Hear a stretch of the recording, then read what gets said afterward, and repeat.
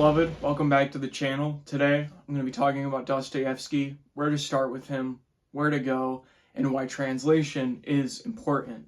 Before I get to that, I do want to say thank you for all the support on the last video I've made, and I guess all my subsequent videos. The last video is kind of like exploding right now with like engagement and views and stuff, and that's really cool. So I do thank you for that. I'm happy that I can make content that resonates with other people. So, Dostoevsky, arguably the most famous 19th century Russian author, maybe the biggest giant that we have today, along with Tolstoy. I have told everyone I know, like, you need to get into this man, you need to read this guy and his works, and I think it'd be fitting for the channel to come on here and kind of argue my point for why you should at least read one of his books. But I promise you, if you read one, you'll probably want to dip into them all. So, some notable things about Dostoevsky's life. I'm actually going to link a video in the bio. It's like, I think, a 25-minute video. That's a very brief overlook of Dostoevsky's life. Just kind of notes important things that happens to him. But I'll just touch on some right now. Dostoevsky is one of the only 19th century Russian authors who was not born into the landed gentry, which basically means he was not in the upper class of his society. In earlier years, Dostoevsky found himself with a group of radicals, and the Tsar of Russia did not like that at all. So he was scheduled to be executed. He was actually arrested with him and all of his buddies and scheduled to be executed. And on the day of execution, he is lined up. He is wearing what they wore when they were executed in that time. A man steps out and says, "Hey, these men have been pardoned. They're now going to spend 4 years at hard labor camps in Siberia, and then I believe another 6. It was either in exile or in military service, essentially." And this happening is so traumatic that a lot of people believe this is where Dostoevsky actually develops epilepsy and starts dealing with seizures. So from there, Dostoevsky has probably his biggest life change while he's in the prisons. I'm not talking about the gulags of the 20th century in Russia. These were the czarist prisons of the 19th century. So they were not that much better than the gulags, from my knowledge. They were still pretty bad, but nowhere near as evil as it got in the 19th century. And, being under czarist rule, religious rule in Russia, all they could read there is the Bible. So Dostoevsky, in this point of his life, not only develops his insight and love for people, but also fully gives his life to Christ, which is based. Out of that, Dostoevsky becomes an Orthodox Christian, and through the next period of his life, proceeds to write these works. He had gotten some notoriety before now in his novel Poor Folk, which is kind of a deep cut if you're a Dostoevsky fan. But it was kind of later down the line, after he had been released from prison, where he wrote Notes from Underground, and that is kind of what sent him back into stardom in Russia. So the question becomes, Brent, where do I start with Dostoevsky? Now, I've heard people mention White Nights or Notes from Underground as very good places to start with Dostoevsky. At this point in time, I've not read those yet. They're on the list for this year. But White Nights is about a 50-page little short story, and Notes from the Underground is more of a novella, which I could see those both, from what I know about them, being very good places to start with Dostoevsky. But I think if you want to start with Dostoevsky and kind of have the biggest introduction to him that shows you everything this man is about when it comes to his writing and his storytelling and his thoughts, there is no better place to go than Crime and Punishment. Crime and Punishment is arguably also his easiest read because it is his most fast-paced book. It takes place over the course of a week. The crime happens in the first 100 or so pages. 400 or 500 afterwards, depending on what publication you buy, follows the punishment of the crime. And it is just, mind-altering event after mind-altering event after mind-altering discussion after mind-altering discussion. It feels like every couple chapters you're kind of hit with something new that kind of will make you stop and be like, holy moly, I can't believe I'm reading this right now. It also covers, how I mentioned, how Dostoevsky is as a writer. He always Steelman's kind of the other side of the argument, things that he thinks are wrong. In this book, it's specifically kind of this rationalization of thoughts and over-rationalization and kind of what that can lead to, as well in a sense, some certain sense of nihilism too. He Steelman's that. You kind of see what the main character is on about, and it catches you because you don't want to be supportive of this man. Obviously, you're not going to support someone who kills someone unless you are a freak. But you are kind of like, I get it. I kind of see where he's coming from. You know it's morally wrong, but based on how it is set up and how it is written out, you understand what's happening. But then you also very much understand what takes place after the crime happens in this book. A little short synopsis: a man justifies killing a person and has to live with that afterwards. That's all I'm going to say. But beloved, let me tell you, this is a book you will not be able to put down. This is the only book in my life where I have spent an entire, awake to sleep day reading. I read 200 pages in one day. Do I regret that? A little bit. But it's the only book that's ever happened to me where I just could not pull my nose out of it. I think this is the definitive place to start with Dostoevsky.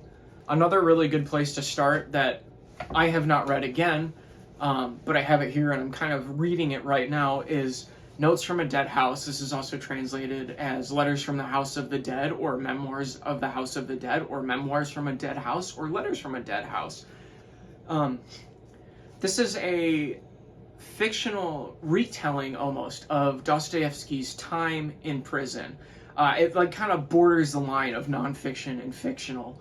But I think if you are more so interested in the life of Dostoevsky and also kind of the developments in him, again, like I mentioned, this is kind of where he came to his faith, and this is where he came to his understandings of human nature in that sense. This would probably be a very good book for you too, and it's pretty slim too. This Everyman's edition is about 330 pages or so. Some paperbacks are, a little more, a little less. This is also a very good place for you to start. Once you have your starting point, it's really kind of wherever you want to go in some sense. If you are wanting to familiarize yourself with Dostoevsky's more important works before you get into his deep cuts, meaning like the works that aren't really talked about as much, I absolutely would suggest either going for The Idiot or Demons immediately afterward. The Idiot is kind of like a Jane Austen-y type, drama book, However, I will say The Idiot does get a little convoluted in parts 2 and 3. It gets really, really messy, and that was actually a reflection of Dostoevsky's life and what he was going through during the writing process of this. But Prince Mishkin is this very naive person who's very passionate. He also deals with epilepsy, much like Dostoevsky, and he just loves, unconditionally, but also it's so, in a naive sense where it's this dude has to figure out where the balance of this is, and it's kind of taking a look at someone who has no balance to his life. Demons, on the other hand, is, I think, a further exploration of what happens in Crime and Punishment in terms of, insofar as diving into the over-rationalization of our ideals, as well as the nihilistic approach to life and what that can lead to. Demons is about a group of people who essentially just terrorize this town. A little caveat for this one, much like how The Idiot, parts 2 and 3 were very convoluted and a little messy. Demons, in the same way, is just very slow. There is so much introduction. I think the first 200 pages of the novel are introduction, and it still kind of goes a little slowly, just showing you these interactions and the differences between these generations and the thought processes and what's happening. But that third act, oh my gosh, I've talked about it on here before, I think, in my top 5 reads of 2023. The third act of the book is, I think Dostoevsky, at his best, in strictly storytelling sense, it is incredibly fast-paced. This is another instance. I think I read the last 200 pages of that book in 2 days because I could not stay out of it. It was gripping me so tightly. Just everything that you've been waiting for coming to a head and paying off. It's really, really good. So then from here, you could go back and read the things like, if you haven't read them already, you could read things like White Nights or Notes from Underground, or you could read a few other of his shorter stories like The Dream of a Ridiculous Man or The Meek One. But I would say after you have kind of at least these three under your belt, you could go in for the Mac Daddy, the big dog. I am, of course, talking about Brothers Karamazov. So, this book is arguably one. I'll say two things about this book. If you are going to read one book in your life, if you only plan on reading one Dostoevsky book in your life, or if you're not an avid reader and you are going to read one massive novel in your life, make it be this one. Make it be this one. There is not enough I can say about this. And it's weird because this book essentially just follows the reunion of three whole brothers and one half brother. And there's a murder that takes place at some point in the book, and things kind of are slow. They take a lot of time, but then there's like these payoffs here and there, and there are some of the most profound conversations you will ever read in your life. This is Dostoevsky laying his heart bare before the reader entirely. This is everything that he's talked about in all of his other works. It culminates into here, and just, it's so beautiful and excellent, and takes everything in me not to pick this up again. However, if you want to explore more Dostoevsky, don't start with this one. Please, I beg you, get familiar with him. Get familiar with how he thinks and what he stands against. And then you can come here and embark on this journey. And now I'm going to throw this in here. This is not written by Dostoevsky, but it's amazing that something like this exists. If you are so in love and obsessed with Dostoevsky as the man, what more can you do besides reading his works, but then reading about his life? And right here is Joseph Franks, a writer in his time. This is rated the most comprehensive biography ever written, and this is the abridged version. It's just under 1,000 pages. The text is tiny. This is just about his entire life, and it goes through the periods of his childhood, into his prison service, into his relationship with his wife, into what he was doing and going through while writing his works. I have not read this, unfortunately, because it's really big, and I have a little book bag. This doesn't fit in it, but this is something I do want to get to. But I'm just saying, it's highly, highly rated. I think it is paramount to understanding Dostoevsky's philosophy if you read about his life and the things happening around him in Russia. And now let's talk about the last thing, which is why translation matters. So if you were like me, I knew I'd wanted to read Crime and Punishment based on what I'd heard about it. So I just went into Barnes & Noble and picked up a Penguin Classic version of Crime and Punishment, and luckily it's the Macduff translation, and it was very, very readable and very good. However, buying the Everyman's ones, or I was gifted most of these actually by my mother, thank you. These all come in a different translation, and these come in the Pevere and Volhansky translations, which are kind of like the go-to, if you will, in the world of Dostoevsky or some Russian literature. They've translated Tolstoy, they've translated Chekhov and stuff. But I say buyer beware. Pevere and Volhansky are extremely literal in the way they translate. They don't really update or change things to an English context in that sense, because I'm no linguist, but sometimes there are certain words or connotations of words in other languages that don't directly translate as cleanly to English. But from what I understand, these guys are very, very literal in their translations. And that's not to say that they're bad, they're just kind of hit and miss. I put down Demons and actually bought the Michael Katz translation of it and found it to be much more readable. The Idiot, I think I had a really tough time with because of the translations. A lot of people rate that as their favorite Dostoevsky book, and I just could not see it based on the translations I read. So, although I will, to give them credit, the short novels by Chekhov they translated, those have been really good. Brothers Karamazov I thought was very readable. There was a couple chapters where I wish they maybe would have done a little better, like Ivan's Nightmare. Crime and Punishment I found to be very readable as well. Same with Notes from a Dead House. However, the most important thing you can do, I think, before buying any of these books is to go online and search comparisons between the translations. I will probably put a link down in my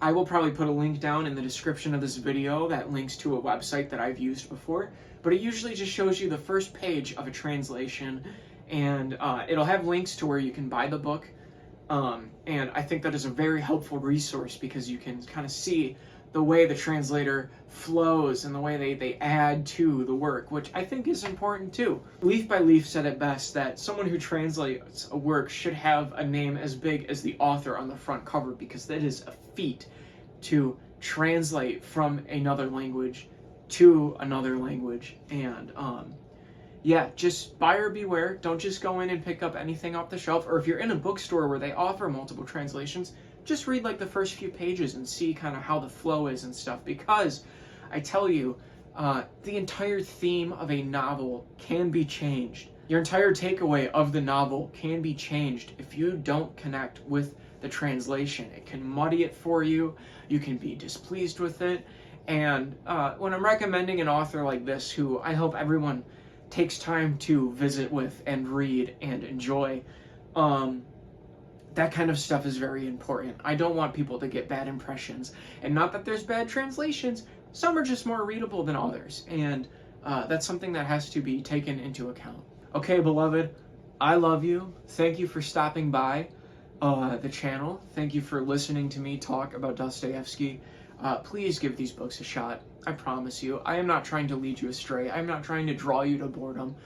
The only problem with Dostoevsky, I will note, is that there's not another writer like him, and it might be hard picking books to follow up him. Especially, you know, I spent all of last summer and into the fall reading him, and exclusively him, and I just feel like he is an author that I connect with personally. I feel like I know him, he's a friend to me. And unfortunately, he's almost the only one that feels like that with. So, yeah, give him a shot. I love you. Let me know in the comments what Dostoevsky books you have read, or if you have any questions. I will try my best to answer them. I am not a scholar on him right now. I say right now because maybe I will become one eventually, because I just love the man. I love his works, and I think you will too. So take care, beloved. God bless you.